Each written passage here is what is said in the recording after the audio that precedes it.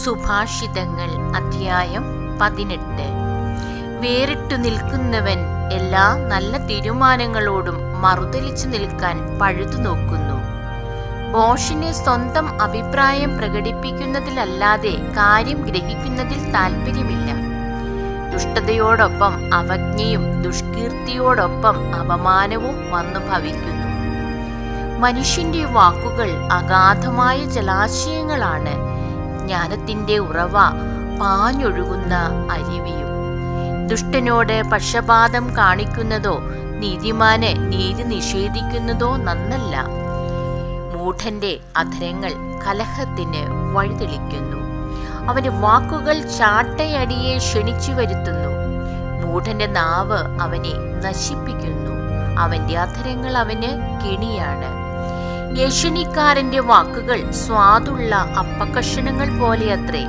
അത് ഉള്ളിലേക്കിറങ്ങി ചെല്ലുന്നു. മടിയൻ മുടിയന്റെ സഹോദരനാണ്. കർത്താവിന്റെ നാമം ബലിഷ്ഠമായ ഒരു ഗോപുരമാണ്. നീതിമാൻ അതിൽ ഓടിക്കയറി സുരക്ഷിതനായി കഴിയുന്നു. സമ്പത്താണ് ധനികന്റെ ബലിഷ്ഠമായ നഗരം. ഉയർന്ന കോട്ട പോലെ അതവനെ സംരക്ഷിക്കുന്നു.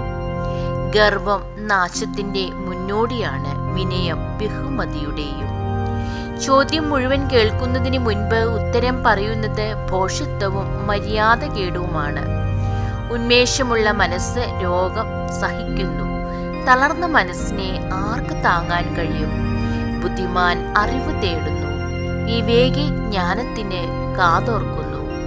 സമ്മാനം കൊടുക്കുന്നവന് വലിയവരുടെ അടുക്കൽ പ്രവേശനവും സ്ഥാനവും ലഭിക്കുന്നു. മറ്റൊരാൾ ചോദ്യം ചെയ്യുന്നത് വരെ വാദമുന്നയിക്കുന്നവൻ പറയുന്നതാണ് ന്യായമെന്ന് തോന്നും. നറുക്ക് തർക്കങ്ങൾ അവസാനിപ്പിക്കുന്നു. അത് പ്രബലരായ പ്രതിയോഗികളെ തീരുമാനത്തിലെത്തിക്കുന്നു. സഹോദരൻ സഹായത്തിനുള്ളവൻ ഉറപ്പുള്ള നഗരം പോലെയാണ്. എന്നാൽ കലഹം ഇരുമ്പഴികൾ പോലെ അവരെ പിടിച്ചകറ്റുന്നു. അധരബലം ഉപജീവന മാർഗം നേടിക്കൊടുക്കുന്നു. അധരങ്ങൾ സംതൃപ്തി വിളയിക്കുന്നു.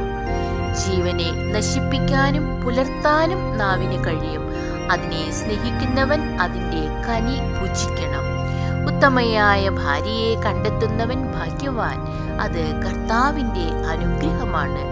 ദരിദ്രൻ കേണപേക്ഷിക്കുന്നു. ധനവാന്മാർ പരുഷമായി മറുപടി നൽകുന്നു. ചിലർ സ്നേഹിതരെന്ന് നടിക്കും. ചിലർ സഹോദരനേക്കാൾ ഉറ്റവരാണ്.